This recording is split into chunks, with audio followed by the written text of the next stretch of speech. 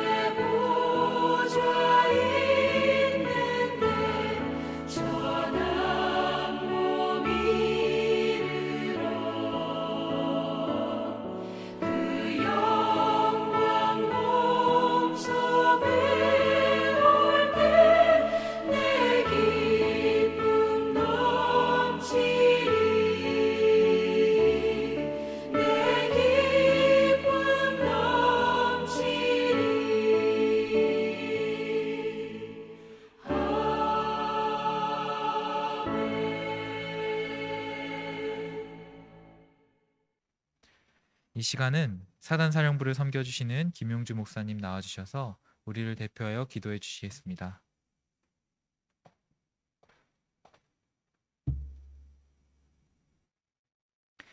죄인된 우리를 신실하게 사랑하신 하나님 감사합니다.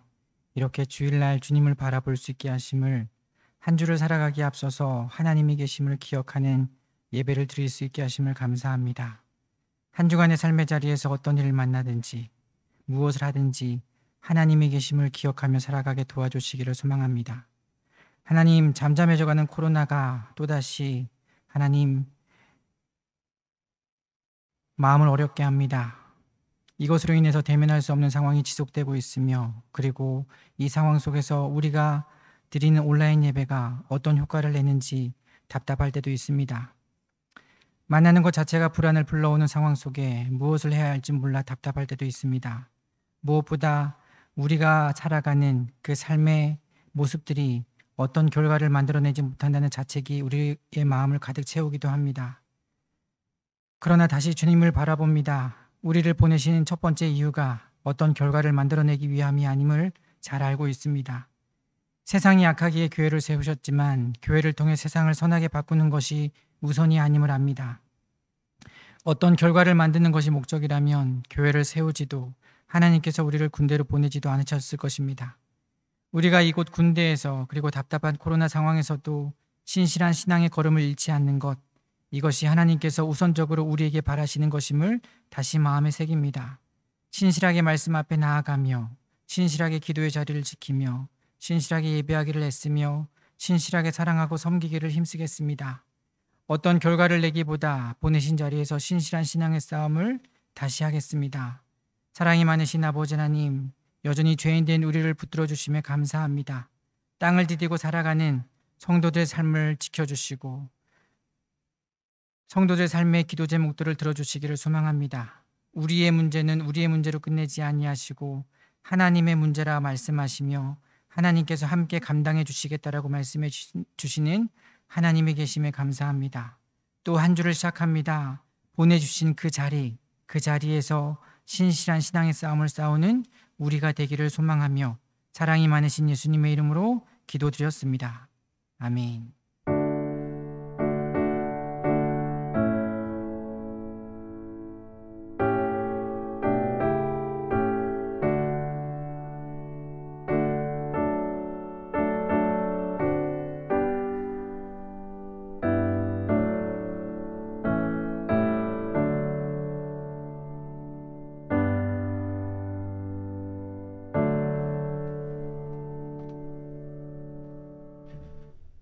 오늘 우리들에게 주시는 하나님 말씀은 고린도전서 10장 23절에서 24절의 말씀입니다. 고린도전서 10장 23절에서 24절의 말씀입니다. 저와 함께 다 함께 봉독하시겠습니다. 모든 것이 가하나 모든 것이 유익한 것은 아니요 모든 것이 가하나 모든 것이 덕을 세우는 것은 아니니 누구든지 자기의 유익을 구하지 말고 남의 유익을 구하라. 아멘. 그리스도인의 자유라는 말씀 제목으로 55여단을 섬기시는 김지원 목사님 나와주셔서 하나님의 말씀 증거해 주시겠습니다.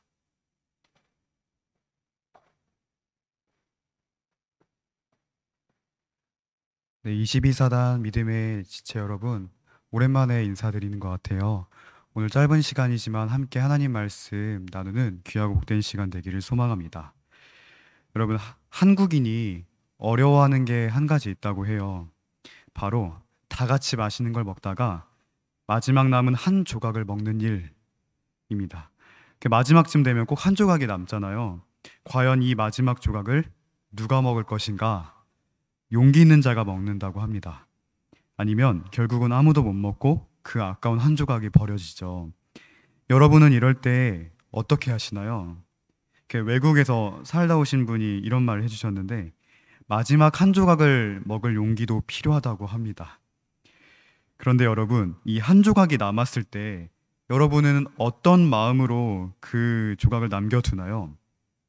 어떤 사람은 눈치를 보느라 못 먹습니다. 먹고는 싶은데 내가 먹으면 누가 안 좋게 생각할까 봐. 쟤 욕심부리네? 끝까지 저걸 먹네? 이럴까 봐요. 그런데 어떤 사람은요, 양보하느라 안 먹는다고 합니다. 먹을 수 있지만 다른 사람이 하나라도 더 먹을 수 있도록 양보하는 거죠. 이거는 못 먹는 게 아니라 안 먹는 겁니다. 조금은 옛날 노래인데요. G.O.D 너무 옛날이죠. G.O.D의 어머님께라는 노래 있습니다. 아는 분 계시죠? 이 노래의 가사를 보면요. 어릴 적 이 주인공의 가정 형편이 조금 어려웠다고 합니다. 가난했다고 표현하는데요. 어머니가 일을 하러 가시면 주인공은 혼자 남아서 라면을 끓여 먹습니다. 그런데 어느 날은 계속 그렇게 끓여 먹는 라면이 지겨워져서 우리 좀 맛있는 것 좀 먹자고 어머니한테 대들었대요. 그러자 어머니는 마지못해 숨겨둔 비상금을 꺼내서 짜장면을 시켜주셨는데 이 주인공은 이 짜장면을 먹는 게 그렇게 행복했답니다. 그런데 어머니는 그 짜장면을 드시지 않았대요. 그러면서 유명한 가사가 하나가 나오죠. 뭘까요? 어머니는 짜장면이 싫다고 하셨어. 어머니는 짜장면이 싫다고 하셨어. 여러분, 이제는 좀 이제 군 입대하고 어느 정도 나이가 드니까 이 가사가 이해되죠. 어머니는 진짜 짜장면을 싫어하신 게 아니죠. 사랑하는 자녀가 짜장면을 마음껏 먹을 수 있도록 양보하신 겁니다. 어머니도 짜장면을 좋아할 수도 있고 또 드실 수 있음에도 불구하고 자녀가 조금이라도 더 먹도록 양보하신 어머니의 사랑입니다. 제가 왜 서두에 이렇게 긴 이야기를 해드렸냐면요. 오늘 성경에서 말하는 참된 자유가 바로 이런 자유이기 때문입니다. 본문 23, 24절을 다시 한번 읽어보겠습니다. 모든 것이 가하나 모든 것이 유익한 것은 아니요 모든 것이 가하나 모든 것이 덕을 세우는 것은 아니니 누구든지 자기의 유익을 구하지 말고 남의 유익을 구하라. 아멘. 하고 싶은 거 마음대로 해도 된다는 겁니다. 그런데 그 모든 것이 유익하지는 않대요. 여러분에게는 모든 것을 할 수 있는 자유가 있지만 여러분이 하는 모든 것이 덕을 세우는 것은 아니래요. 이 당시에 유명한 철학이 하나 있었어요. 슬로건 뭐냐면 하고 싶은 것을 할 수 있는 사람이 행복한 사람이다. 이 철학이, 이 슬로건이 당시 고린도 교회 안에도 퍼져 있었다고 합니다.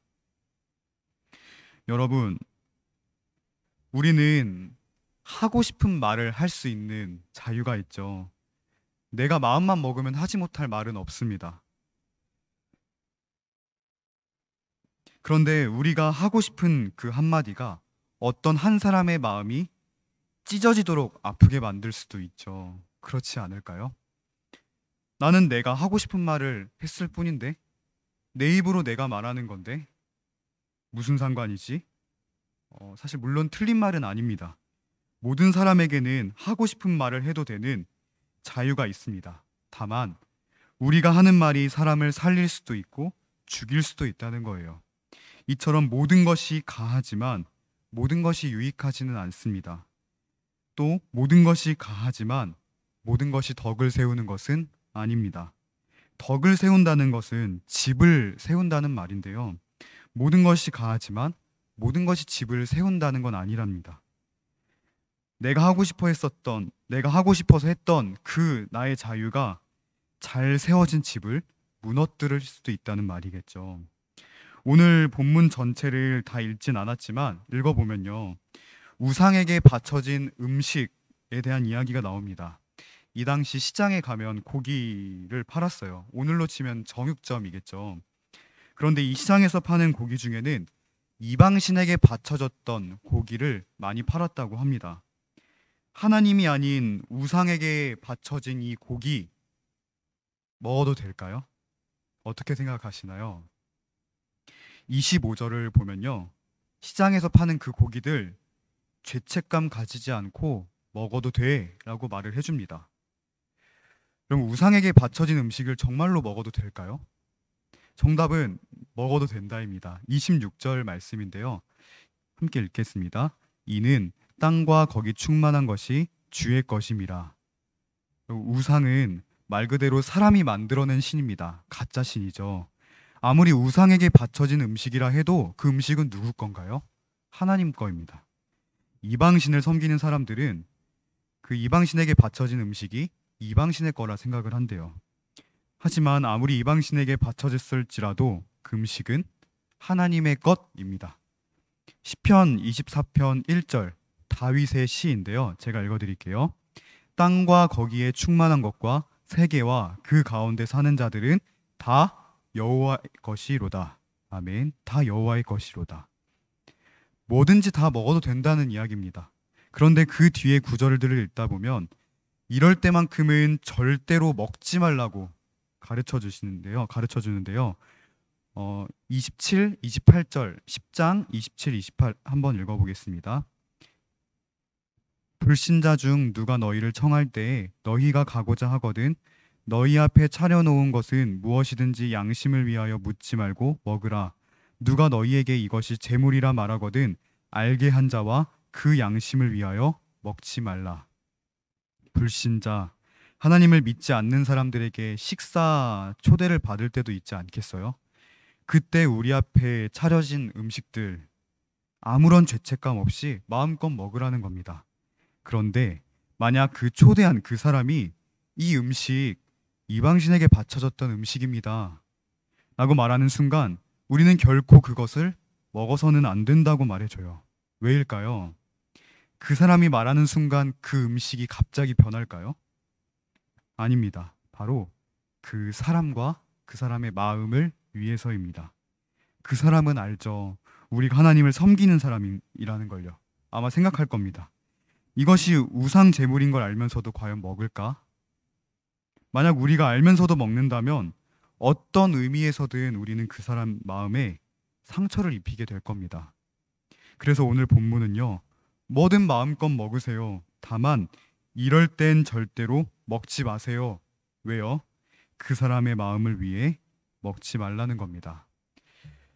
제가 매주 전방에 올라가서 예배를 인도하는데요. 항상 똑같은 운전병과 올라갑니다. 그래서 이번 설교를 이렇게 원고를 작성하면서 운전병한테 전화해서 이 이야기를 좀 해도 되겠냐 물어봤더니 흔쾌히 좋다고 했습니다.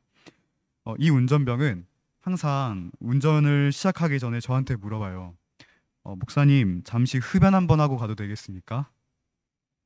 네, 그러세요.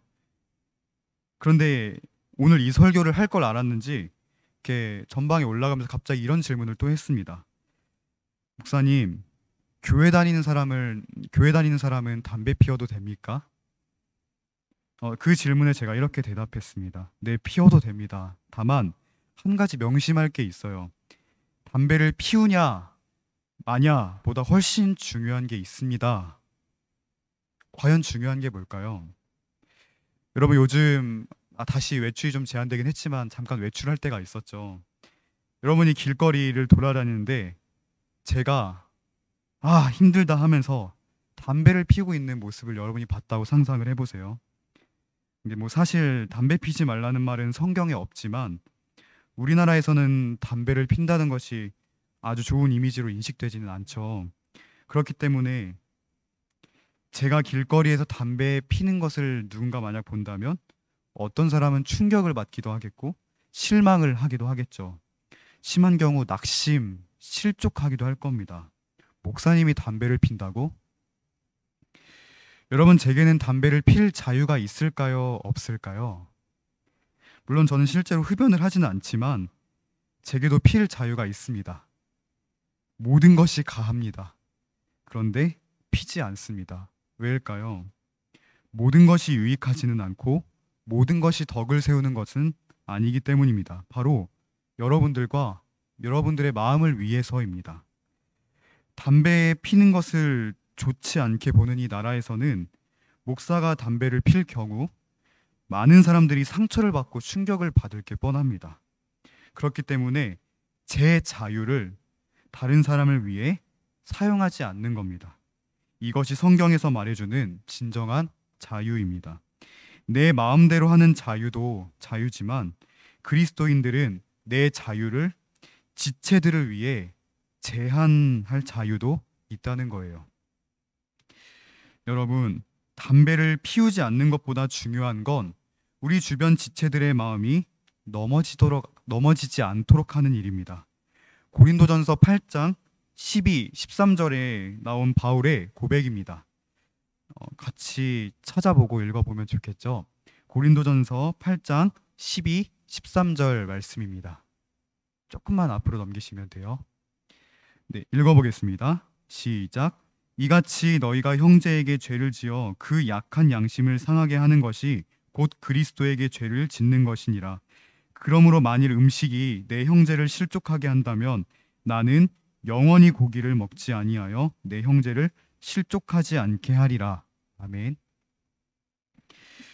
이런 말이에요. 나에게는 우상에게 바쳐진 고기를 먹을 자유가 있습니다. 그러나 이런 내 모습을 보면서 누군가 실족한다면 저는 예수님께 죄를 짓는 겁니다.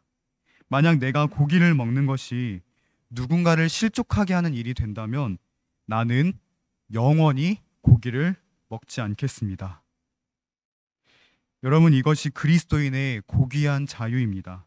내 자유를 지체들을 위해 제한할 수 있는 자유, 곧 이것이 하나님의 사랑을 본받은 우리의 모습입니다. 말씀을 정리하겠습니다. 여러분, 우리가 살고 있는 이 시대는 개인의 자유를 더욱 중요하게 가르쳐 줍니다. 내가 하고 싶은 말인데 뭐가 잘못됐어? 내가 하고 싶은 건데? 이렇게 해야 내가 편한데? 다 나에게 집중되어 있습니다. 내가 피곤한데? 내가 힘든데? 사실 틀린 말은 아닙니다. 내 마음대로 살 수 있는 고귀한 자유 역시 우리 누구에게나 주어져 있죠. 그런데 여러분, 성숙한 그리스도인이 되기 위한 첫 걸음으로 우리에게는 또 다른 자유가 있어야 합니다. 바로 누군가를 위해 내 자유를 제한할 수 있는 자유입니다. 이 자유는요, 그냥 내가 하고 싶다고 할 수 있는 그런 자유가 아니라 사랑이 없으면 불가능한 겁니다. 마치 짜장면을 드시지 않았던 아까 그 어머니처럼요. 그래서 오늘 본문 10장의 마지막을 이렇게 장식하면서 끝냅니다. 33절입니다. 나와 같이 모든 일에 모든 사람을 기쁘게 하여 자신의 유익을 구하지 아니하고 많은 사람의 유익을 구하여 그들로 구원을 받게 하라. 아멘. 우리의 자유로 다른 사람을 세우고 살리는 우리 그리스도인이 될 수 있기를 소망합니다. 이것은 이웃을 사랑하는 길이기도 하지만 하나님을 사랑하는 길이기도 합니다. 기도하겠습니다. 사랑하는 하나님 아버지, 하나님의 은혜로 잘 지내다가 오늘 다시 하나님을 예배하려고 모였습니다. 하나님, 오늘 말씀을 통해 하나님께서 우리에게 보내주신 그 우리의 지체들, 그 지체들을 어떻게 사랑할 수 있을지를 가르쳐 주시니 감사합니다. 우리에게 주어진 그 고귀한 자유를 이웃을 위해, 사랑하는 우리 지체들을 위해 아낄 수 있는 넉넉한 마음과 사랑을 허락해 주옵소서. 그러나 우리는 여전히 몸과 마음이 약합니다. 이런 우리조차도 하나님의 사람으로 세워주사 사랑하며 살 수 있도록 힘을 주옵소서. 예수 그리스도의 이름으로 기도합니다. 아멘. 축도하겠습니다. 길이요 진리요 생명이신 우리 주 예수 그리스도의 은혜와 하나님 아버지의 영원한 사랑과 성령님의 내주 교통하심이 우리에게 주어진 이 자유를 지체들을 위해 넉넉히 사용하며 우리의 지체들을 품어주고 사랑하기를 다짐하는 모든 하나님의 자녀들 위해, 우리 22사단 위에 이제로부터 영원까지 함께 있을지어다. 아멘.